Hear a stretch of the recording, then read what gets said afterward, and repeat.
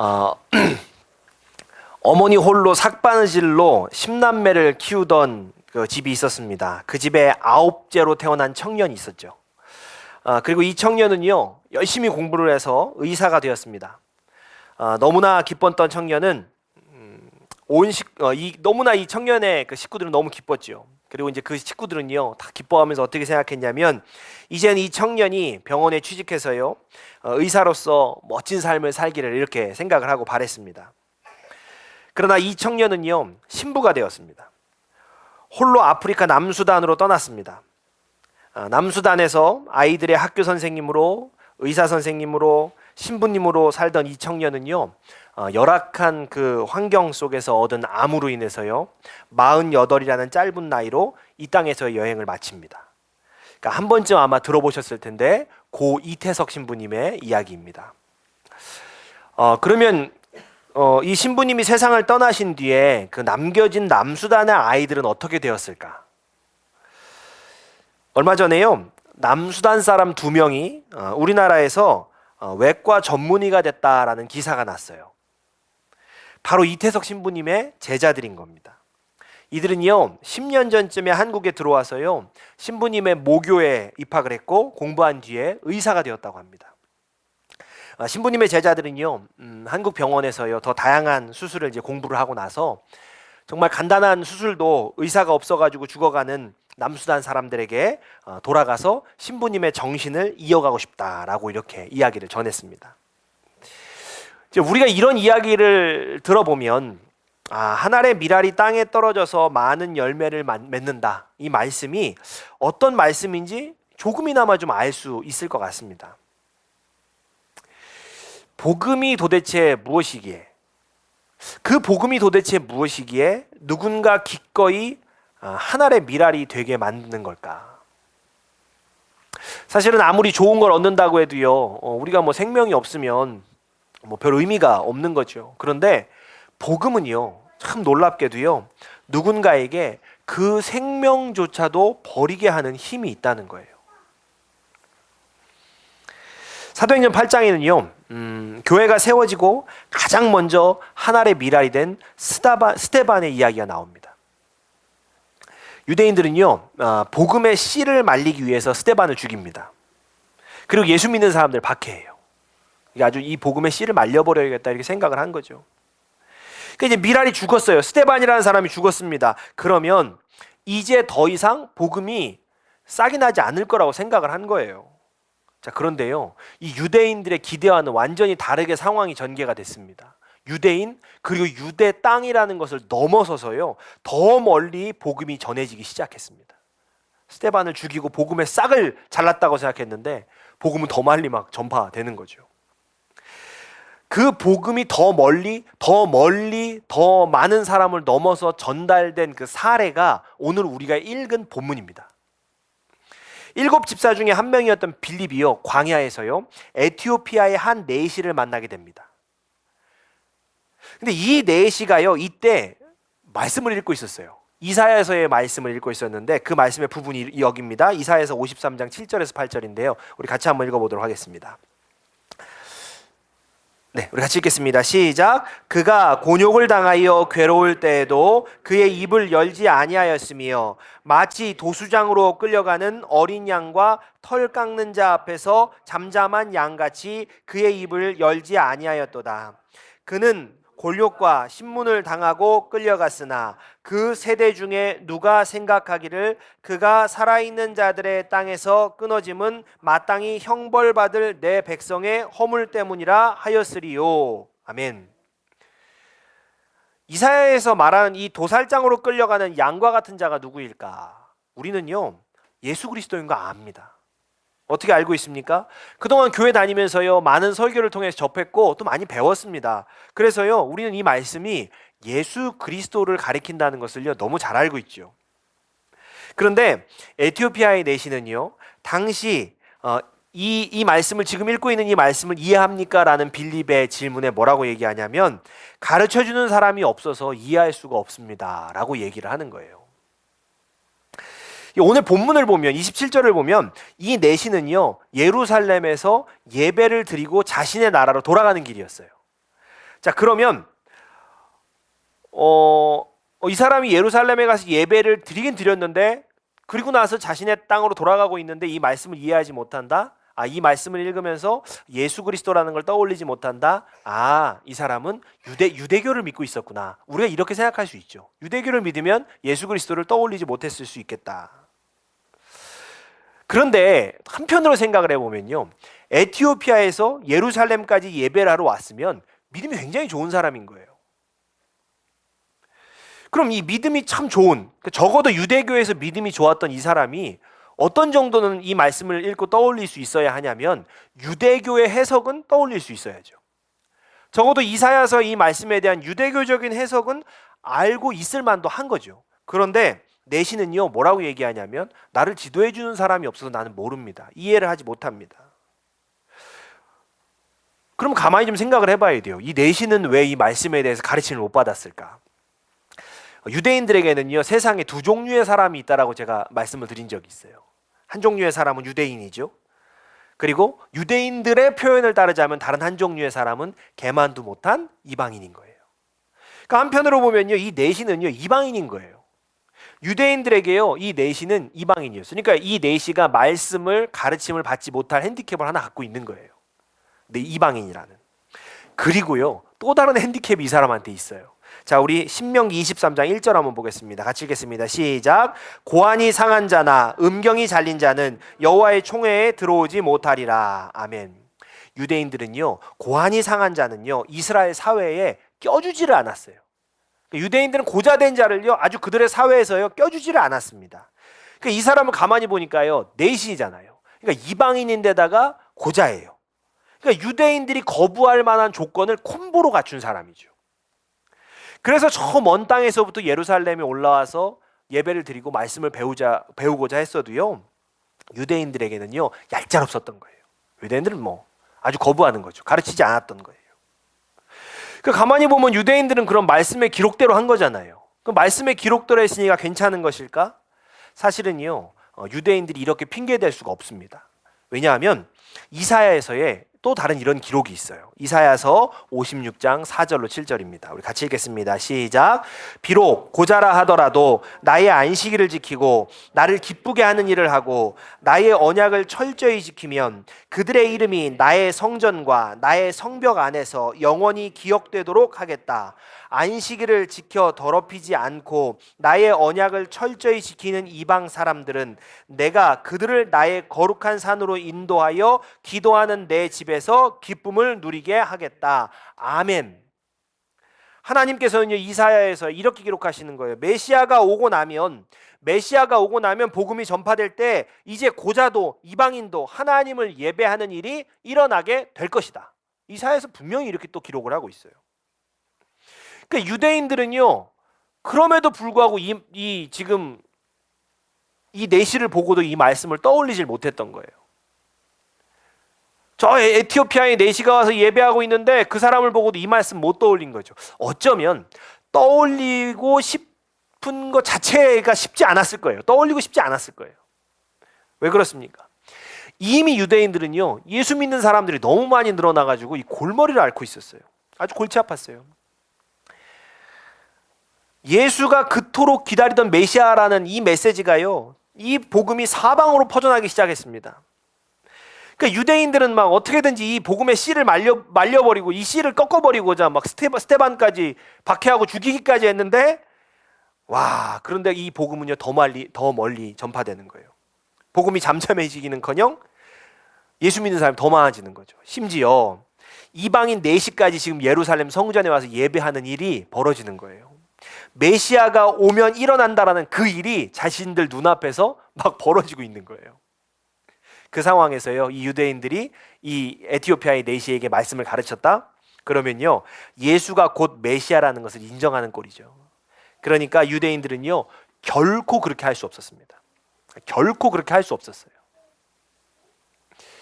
그런데 이 유대인들이 버린 한 영혼, 그 유대교 사회가 또 유대교가 버린 한 영혼에게 하나님은요, 빌립을 보내십니다.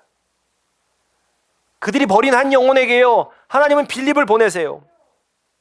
내시는요, 도살장에 끌려가는 어린 양과 같은 사람이 이사야 스스로를 말하는 건지 아니면 다른 누군가를 말하는 건지 이거 궁금했어요. 그래서 빌립에게 물어봅니다. 그 수레에 같이 앉아서 이제 물어보는 거죠.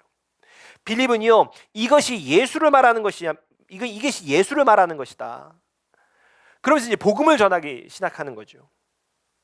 이 빌립이 전한 복음을 들은 내시가 뭐라고 얘기합니까? 여기 물이 있는데 내가 세례를 받지 못할 이유가 무엇이겠습니까? 내가 세례를 왜 못 받겠습니까? 하나님은요, 정말 섬세한 손길로요, 말씀을 깨닫지 못한 채 자신의 나라로 돌아가고 있던 이 내시에게 빌립을 보내세요. 그리고 빌립을 만나게 하셔서요, 그 복음을 듣게 하시죠. 그리고요, 내시가 세례를 받을 수 있도록 그 메마른 광야에서요, 때마침 물이 있는 곳을 만나게 하시는 거예요. 막 복음을 듣고 마음이 뜨거워진 상태에서 광야에서 물을 만나니까 내시가 뭐라고 얘기를 하는 거예요? 내가 세례를 못, 여기 물도 있는데 내가 세례를 못 받을 이유가 뭐가 있냐는 거죠. 그러니까 하나님께서요, 정말 섬세하게 일하신 거죠. 섬세하게 그들의 삶에 개입하신 거예요. 하나님의 섬세하게 일하심은요, 성경 속에만 존재하는 것이 아닙니다. 하나님의 섬세하게 일하심은요, 성경 안에만 있는 게 아니에요. 우리 삶 가운데 있습니다. 사실은 하나님의 섬세하게 일하시는 걸요, 제가 정말 너무나 크게 느꼈죠. 너무나 크게 경험했습니다. 제가요, 정말 목회를 그만둬야 되나? 여기까지 해야 되나? 그렇게 낙심하고 고민 가운데 있을 때 하나님께서요, 사랑하는 성도님들 만나게 하셨어요. 여러분들 만나게 하신 거예요. 그래서 계속 이 길을 가게 하셨어요. 갈 수 있게 하셨어요. 저희가 예배 공간으로 막 고민하고 있을 때 하나님께서요, 한 부동산 사장님을 만나게 하셨어요. 그분이 마침 또 교회 다니는 권사님이신 거예요. 그러더니 그게 왜 안 됩니까 하더니 너무나 모든 일들을 순적하게 다 이렇게 풀어주셔서 금방 우리가 예배할 수 있는 공간을 새롭게 준비할 수 있도록 해주셨어요. 정말 일일이 다 열거할 수 없을 정도로요, 하나님께서는요, 섬세하신 손길로 때 맞춰서 하나님의 사람들을 제게 보내주셨어요. 지금 제가 이렇게 목회하고 있는 거 사실은 하나님께서요, 전부 다 하나님께서 섬세한 손길로 그 일하심으로 다시 시작할 수 있었던 겁니다. 이것이 비단 저만의 이야기일까요? 그렇지 않아요. 우리가요, 인생에서 괴롭고 힘들었던 기억 때문에 가려져 있는 거죠. 우리가 인생에 괴롭고 힘들었던 기억 때문에 잊고 있는데, 사실은 우리 안에 하나님의 일하심과 하나님의 섬세하게 우리 안에 역사하셨던 일들이 얼마나 많습니까? 우리 안에, 우리의 인생 가운데 하나님께서 행하신 그 섬세하신 손길들을 기억해 보십시오. 우리의 삶에 일하셨던, 우리의 삶에 개입하셨던 하나님의 그 섬세하신 손길들을 기억해 보십시오. 그 기억이요, 우리를 앞으로 나가게 하는 거예요. 그것이 우리를 좌절 가운데서 일으키는 힘인 거예요. 그것이 우리에게요, 다시 살 용기를 주시는 겁니다. 그 기억이요. 그래서 모세는요, 가나안에서 새로운 삶을 앞두고 있는 이 이스라엘 백성들에게 끊임없이 뭐라고 이야기합니까? 내 하나님 여호와께서 하신 일을 기억하라. 내 하나님 여호와께서 하신 일을 기억하라. 그래야 앞으로 나갈 수 있기 때문이에요. 하나님께서 우리의 삶에 섬세하게 개입하시고 일하셨던 일들을 기억하라. 그런데 사람이 참 불쌍한 존재인 게 무엇이냐면요, 괴롭고 힘들었던 시간은 잘 안 잊습니다. 그건 잘 잊지 못해요. 그런데 행복하고 감사했던 시간들은요, 쉽게 망각하는 거예요. 괴롭고 힘들었던 시간은 너무나 잊지 않고 가지고 있는데, 행복하고 감사한 시간들은 너무 쉽게 잊고 망각하는 거죠. 강아지들은요, 아무리 주인들이 혼냈어도요, 외출했다가 돌아오면 주인이 반갑다고 막 꼬리를 흔들어요. 강아지 키워보신 분들은 아실 거예요. 강아지들은 그래요. 주인이 막 혼내고 나갔다가 들어오면 그냥 뭐 문 여는 소리만 나도요, 막 탁탁탁탁 쫓아와서요, 꼬리를 흔들면서 반갑다고 하죠. 저 용변을 아무데나 봤어요. 쉬를 아무데나 했어요. 막 혼냅니다. 여기다 쉬하면 안 된다고 막 혼내죠. 자, 그런데 그렇게 혼나서 이렇게 꼬리 내려가고 기가 죽어 있다가도요, 금방 잊어요. 뭐라 그러면 금방 잊죠? 산책? 그럼 뭐 금방 잊어요. 꼬리 흔들면서 오는 거예요. 뭐 혼나서요, 또 뭐 다른 일로요, 풀이 막 죽어 있다가도요, 개껌 하나 주면 행복해요. 그냥 마냥 행복해지는 게 강아지들이죠. 그러나 사람이라는 존재는 그렇지 못해요. 괴로운 기억을 붙잡고 살아가요. 사람은 괴로운 기억을 붙잡고 살아갑니다. 그래서 괴로운 기억을 붙잡고 살아가는 사람은요, 그 인간은요, 강아지보다도 불쌍한 존재가 되는 거예요. 그러니 사실 하나님께서는요, 우리의 이런 삶의 모습을 보면서 얼마나 가슴 아프시겠냐는 거예요. 하나님께서 모든 피조물 가운데 우리를요, 가장 힘이 있는 존재로, 가장 강력한 힘을 준 존재로 만드셨는데, 그런데 어느새 힘이 다 빠져가지고 강아지들보다도 못하게, 강아지들보다도 즐겁지 못하게 살아가는 피조물로 전락한 우리의 삶을 보면서 하나님 얼마나 마음 아프시고 슬프시겠냐는 거예요. 우리가 참으로 불쌍한 존재로 전락해서 살아가는 겁니다. 우리는 원래 어떤 피조물이었습니까? 창세기는요, 하나님께서 우리를요, 흙과 먼지로 지으셨다라고 표현을 해요. 우리는 흙과 먼지처럼 보잘것없고 사실 미약한 존재였죠. 그런데 하나님께서 그 속에다가요, 무엇을 불어넣으셨냐면 생기를 불어넣으셨어요. 하나님의 생기가 우리 안에 불어지는 그 순간 우리는 이 세상에서 가장 강력한 피조물이 된 거예요. 그러나 하나님의 생기를 잃어버린 사람은 어떻게 돼요? 다시 흙과 먼지로 돌아가는 것입니다. 다시 흙과 먼지, 그 보잘것없는 존재로 돌아가는 거예요. 세상을 다스릴 능력은 물론 없고 자기 한 몸을 건사하기도 힘든 존재가 돼버리는 거죠. 대신에 어떻습니까? 내가 흙과 먼지라는 보잘것없는 존재라는 것을 감출 수 있는 비싼 포장지를 얻기 위해서 그냥 막 달려가는 것 뿐이에요. 생기를 잃어버리면. 하나님의 생기가 사라진 자리에 남는 건 뭐예요? 욕심, 분노, 두려움, 수치심, 이런 것뿐입니다. 그러면 우리에게 사라진 이 생기가 도대체 무엇이기에, 이 생기가 도대체 뭐기에, 이 생기가 사라지면, 생기가 없어지면 사람은 그렇게 초라하고 보잘것없는 피조물로 전락하게 되냐는 거예요. 우리가 창세기의 말씀을 좀 보겠습니다. 창세기 2장 7절입니다. 같이 읽겠습니다. 시작. 주 하나님이 땅의 흙으로 사람을 지으시고 그의 코에 생명의 기운을 불어넣으시니 사람이 살아있는 생명체가 되었더라. 아멘. 하나님께서요, 사람을 지으실 때 흙으로 지으셨는데 이 지으셨다라는 표현이 야차르라는 이 히브리 단어예요. 근데 이 단어는요, 어떤 의미냐면 정말 그 단어 자체가 토기장이들이 흙으로 그릇을 만들 때 사용하는 단어예요. 그러니까 토기장이가 그릇을 빚었다는 거죠. 야차르라는 단어 썼어요. 그래서 이 말씀을요, 우리가 이 창세기의 말씀을 토기장이의 관점에서 봐야 돼요. 토기장이의 관점에서. 토기장이가 흙으로 그릇을 빚었습니다. 자, 그런데 이 토기장이가 어떤 소망이 있었냐면 이 그릇이 살아있는 그릇이 되기를 바랐어요. 그러니까 그릇이 살아있다는 건 어떤 표현이냐면 쓰임이 있다는 거죠. 그러니까 그릇이 쓰임이 있으려면 뭔가 담겨야 돼요. 그래서 하나님이 그 그릇에다 무엇을 담았습니까? 바람을 담은 거예요. 바람을요. 그 그릇이 바람을 담고 있게 했어요. 그릇이 바람을 담고 있으니까 살아있는 그릇이 됐어요. 그런데 세월이 지나고 세월이 흐르면서요, 그릇이요, 담고 있던 바람을 쏟아내 버렸습니다. 주인이 불어넣어준 바람을 더 이상 담고 있지 않았어요. 그래서 토기장이가요, 이 그릇이 다시 살아있는 그릇 되게 하고 싶어서요, 다시 바람을 불어넣고 싶었어요. 그런데 이 그릇이 주인을 떠나서 안 돌아오는 거예요. 그래서 토기장이는 누구를 보내냐면 자신의 아들을 보낸 거예요. 아들에게 대신 그릇을 찾아서 그 그릇에 바람을 넣어달라고 부탁을 하셨어요. 토기장이의 아들은요, 아버지의 보냄을 받아서 이 땅에 오신 거죠.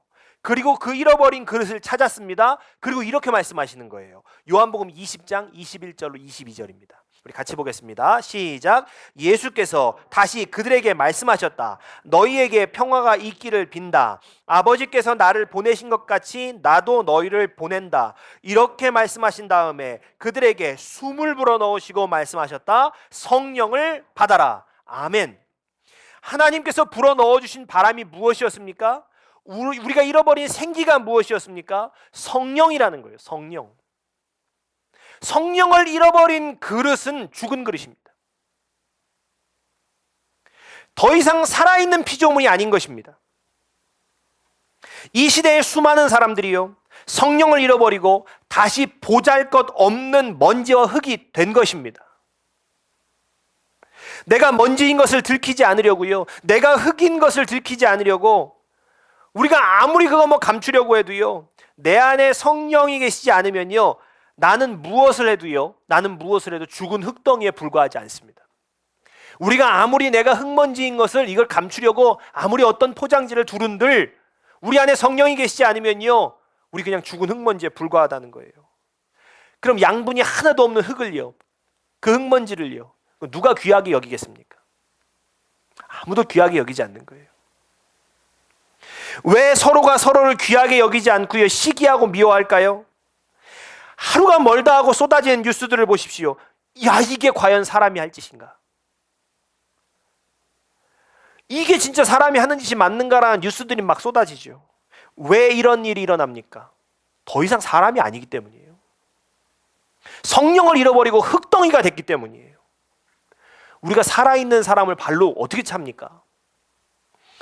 살아있는 생명이라면 그렇게 못하죠. 자, 그런데 메마른 흙덩이라면 발로 찰 수 있죠. 길에 떨어진 낙엽을 밟고요 죄책감을 느끼는 사람은 없습니다. 낙엽 밟고서는 막 죄책감을 느끼고 이런 사람 없지요. 어떻게 낙엽을 밟을 수 있습니까? 우리 이렇게 한번 질문을, 이상한 질문이지만 해보면 뭐라고 대답할 수 있을까요? 이거 살아있는 것도 아닌데 죽은 건데 밟으면 뭐 어떠냐? 당연히 이렇게 답을 말할 거예요. 도리어 왜 유난이야? 라고 말하지 않겠습니까? 그러므로요 우리가 지금 세상에서요 도대체 이게 사람이 살아가는 세상 가운데 일어난 일들인가? 의문을 가질 수 있지요. 왜요? 생명을 잃은 흙덩이들끼리 서로 밀치고 죽이는 일이기 때문인 거예요. 그 안에 죄책감이 없는 거예요. 흙덩이들끼리 하는 거니까. 그러나 성령이 우리 안에 오시면 어떤 일이 일어납니까? 흙덩이인 내가 비로소 살아있는 존재가 되는 거예요. 더 이상 흙먼지가 아니라 살아있는 존재가 되는 거예요. 성령이 있어서 살아가는 사람만이요 사랑할 수 있습니다. 기뻐할 수 있습니다. 화평하게 지낼 수 있습니다. 살아있는 사람만이 자비로울 수 있고 오래 참을 수 있고 온유할 수 있고 절제할 수 있습니다. 죽은 흙덩이인 우리는요 성령이 있어야 비로소요 사람답게 살 수 있는 거예요. 우리가 어떻게 하면 사람답게 살아갈까? 성령이 있어야 비로소 사람답게 살 수 있는 것입니다. 하나님께서 창조하신 피조물들 중에요 유일하게 성령을 받은 것은 우리들 뿐이에요. 사람은 성령이 있어야만 사람답게 살 수 있는 것입니다. 사람만 받은 거니까요. 여러분, 이것이 성령 충만의 진정한 의미입니다. 왜 기독교가 그토록 성령 충만을 외쳐왔을까요? 성령이 없으면 우리는요 죽은 자들이에요. 기독교는요 죽은 자들의 모임일 뿐이에요. 그러므로 교회는요 죽은 흙덩이들이 살아있는 사람이 되게 하는 사명을 가진 거예요. 교회는 죽은 흙덩이가 살아있는 사람들이 되게 하는 사명을 가진 거라는 거죠.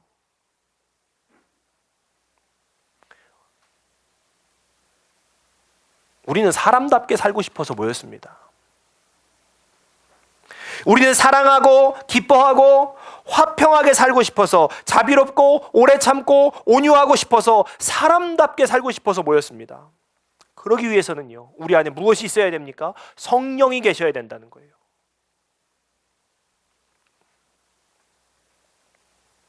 우리가 참으로 불쌍한 존재가 아니라 정말 사람다운 사람으로 살아가려면 성령이 계셔야 돼요. 그러므로 성령 구하기를 사모하실 수 있기를 주의 이름으로 축복합니다. 더욱 성령에 충만한 사람이 되십시오. 그래야 우리는요 진짜 살아있는 사람이 될 수 있습니다. 그래야 교회가 죽은 흙덩이의 모임에서 벗어날 수 있는 거예요. 성령이 우리 안에 있어야 교회가요 죽은 흙덩이의 모임에서 벗어날 수 있는 거예요. 여러분, 왜 교회 열심히 다니는데 내 찬양, 내 기도가 하나님께 상달되지 않는 것 같을까요? 한번 이렇게 생각해 보십시오. 죽은 자의 말은 들리지 않습니다. 듣고 싶어도 들을 수가 없습니다. 우리가 그저 흙덩이에 불과하다면 우리의 목소리는요 들리지 않는다는 거예요. 살아 있어야 외칠 수 있고 부르짖을 수 있는 거예요. 우리 안에 성령이 계셔야 우리의 찬송과 우리의 기도와 우리의 부르짖음이 하나님께 들릴 수 있는 거죠. 내가 죽은 흙덩이가 아니라 살아있는 존재가 돼야 하나님께서 나의 목소리를 들으실 수가 있는 겁니다. 그러므로 우리가 성령 충만하실 수 있기를 주의 이름으로 축복합니다. 우리 모두가요 성령의 사람이 되시길 바랍니다. 우리 안에 성령 충만해서 우리가 다 성령의 사람이 되셔서요 사람다운 삶, 성령의 사람이 되셔서요 정말 살아서 생기가 넘치는 삶의 우리의 인생의 그런 모습들이 되시기를 주님의 이름으로 축복합니다. 아멘.